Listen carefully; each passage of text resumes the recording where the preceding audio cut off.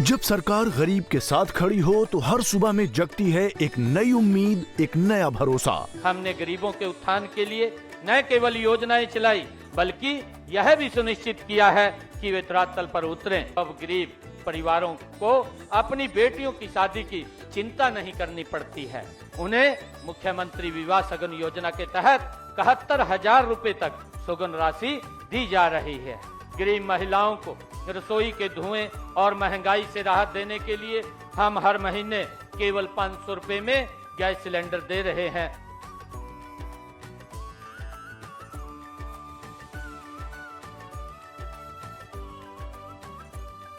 मुख्यमंत्री ग्रामीण आवास योजना से अब हर गरीब के सिर पर छत है और मुफ्त प्लॉट से मिला है जीने का सम्मान। मुझे मुख्यमंत्री आवास योजना से घर और स्वच्छ भारत मिशन ग्रामीण से शौचालय का लाभ मिला है। पीएम सूर्य घर मुफ्त बिजली योजना से खेतों और घरों में मुफ्त बिजली पहुंच रही है। अब किसान भी आत्मनिर्भर और बच्चे भी रोशन भविष्य की ओर। जब गरीब को इलाज का बोझ न उठाना पड़े और बुजुर्गों को मिले 5 लाख रुपए तक का मुफ्त उपचार, तभी तो हर चेहरे पर लौटती है मुस्कान। गरीब की खुशहाली ही हरियाणा की असली पहचान है। जब हर चेहरे पर मुस्कान हो, तभी पूरा होता है सशक्त हरियाणा का सपना।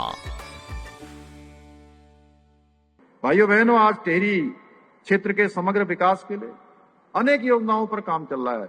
1300 करोड़ रुपए से अधिक की परियोजनाओं पर कार्य गतिमान है, जिनमें टिहरी झील का विकास, रिंग रोड का निर्माण, तिमाड़ गांव के पर्यटन ग्राम के रूप में विकसित करना, इसके अलावा भिलंगना विकासखंड के सुनार गांव ग्राम पंचायत को एक आदर्श ग्राम के रूप में विकसित किया जा रहा है तथा विशिष्ट पहाड़ी शैली में एक नया आंगनबाड़ी भवन भी बनाया जा रहा है, जिससे यहाँ के बच्चों को और बेहतर सुविधाएं मिल सकें और विकास के साथ साथ विरासत भी आगे बढ़ सके। टिहरी जनपद के सभी विकास खंडों में प्लास्टिक वेस्ट मैनेजमेंट को बेहतर बनाने के लिए 10 कॉम्पैक्टर केंद्र भी स्थापित किए गए हैं। इसके अतिरिक्त 4,267 कूड़ा संग्रहण केंद्रों की स्थापना की गई है, जिससे यहाँ स्वच्छता व्यवस्था को और अधिक बेहतर किया जा सके। भाइयों बहनों, हमारा प्रयास है कि विकास का लाभ टिहरी के प्रत्येक गांव और प्रत्येक व्यक्ति तक पहुंचे। इसके लिए हम निरंतर कार्य कर रहे हैं। आज के इस अवसर पर मैं, चूंकि माननीय विधायक जी ने मुझे एक बड़ा ज्ञापन यहाँ दिया है, जिसमें बहुत सारे काम जो टिहरी विधानसभा के और आसपास के क्षेत्रों के हैं, मैं इसको अपने साथ लेकर जा रहा हूँ, इसमें परीक्षण करवाऊंगा। और एक जो यहाँ कोटी कॉलोनी नई टिहरी रोपवे बनाया जाना चाहिए, जिससे कि आने वाले समय में यहाँ और पर्यटन हमारा तेज गति से आगे बढ़े। मैं उसकी घोषणा करता हूं कि वो बनाया जाएगा। और मैं आज के अवसर पर हमारे सभी खिलाड़ियों से भी कहना चाहता हूं कि आप खेल भावना से समर्पित होकर इस भावना को सशक्त रूप से अपने जीवन में हमेशा अपने साथ लेकर चलें। सभी युवा खिलाड़ियों से भी कि आप पूरे लगन के साथ, जोश के साथ, आत्मविश्वास से आगे बढ़ें अपने सपनों को साकार करने के लिए।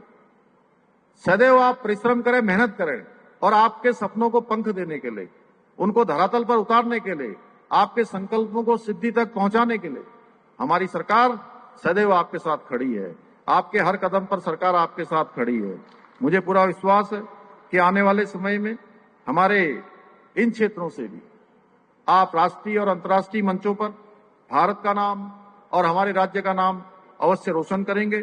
साथ ही हमारी ये सुंदर टिहरी झील भी आने वाले समय में देश ही नहीं बल्कि पूरे विश्व में साहसिक खेलों का और पर्यटन का एक प्रमुख केंद्र बनकर उभरेगी।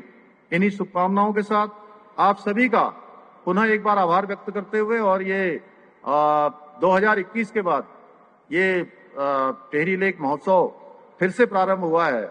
निश्चित रूप से इस प्रकार के जो महोत्सव हैं वो हमारे पर्यटन की, अन्य संभावनाओं की, संस्कृति की, खेलों की, तमाम प्रकार से हमारे कलाकारों को भी एक अच्छा मंच उनकी प्रतिभा के प्रदर्शन का देते हैं और इससे बहुत पहचान हमारे पूरे क्षेत्र को मिलती है। आने वालों की संख्या बढ़ती है। इस प्रकार के कार्यक्रम हमने पूरे राज्य के अंदर आयोजित किए हैं। और मैं आपको बताऊं, बड़े छोटे छोटे स्थानों पर सांकरी जैसा पुरुला जनपद का सांकरी छोटा सा स्थान है, जहां पर लगभग 2-2.5 हजार होम स्टे हैं। और दिसंबर के महीने में मुझे याद है 24 दिसंबर को मैं सांकरी गया था और सांकरी महोत्सव का हमने प्रारंभ किया। भाइयों बहनों, मुझे आप सबको बताते हुए खुशी हो रही है कि मैंने पूछा कि आज कितने लोग सांकरी में पूरे देश भर के आए हुए हैं, तो मुझे बताया गया कि 2,500 से ज्यादा लोग सांकरी जैसे छोटे स्थान पर सारे होम स्टे जो है वहां भरे हुए हैं।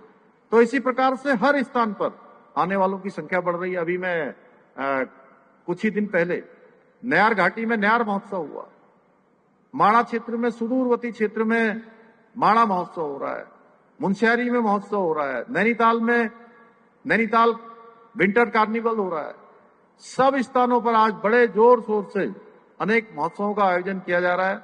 विंटर में हमारे जो आने वाली संख्या है लोगों की, जो हम लोगों ने शीतकालीन यात्रा प्रारंभ की आदरणीय प्रधानमंत्री जी के मार्गदर्शन में, उस यात्रा का भी एक अच्छा अनुभव आज हम सबको प्राप्त हो रहा है। अच्छी खासी संख्या आ रही है और उसके पीछे हमारा हेतु केवल यह है कि जो राज्य के अंदर 6 महीने पर्यटन चलता है, 6 महीने जब कपाट खुलते हैं धामों के, उसके बाद वो सब बंद हो जाता है।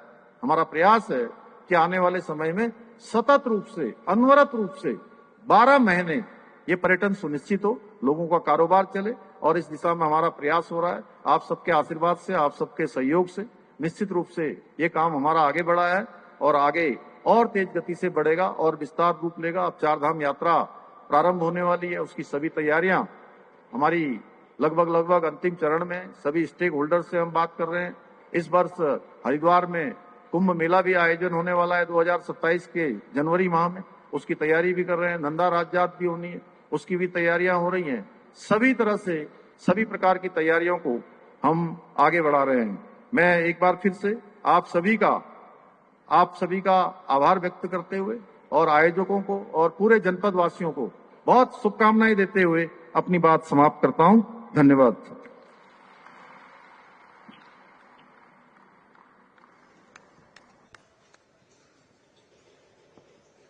हार्दिक धन्यवाद महोदय। संस्कृत वाङ्मय में एक सूक्ति आती है, उद्यमम साहसम